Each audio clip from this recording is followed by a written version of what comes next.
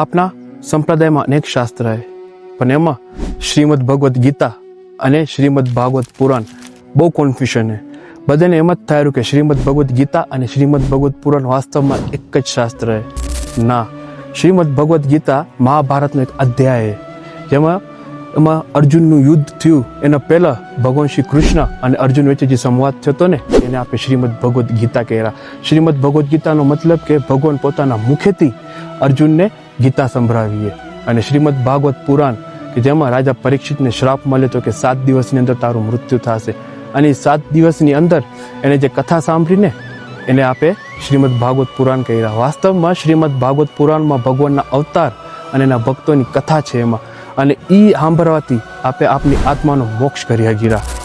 એટલા માટે જ્યારે આપણા ઘરમાંથી કોઈક ધામમાં જાય અને પિતૃનો મોક્ષારું આપણે શ્રીમદ ભાગવત પુરાણની કથા રાખાતા હોય 7 દી કે એને મોક્ષ મળે.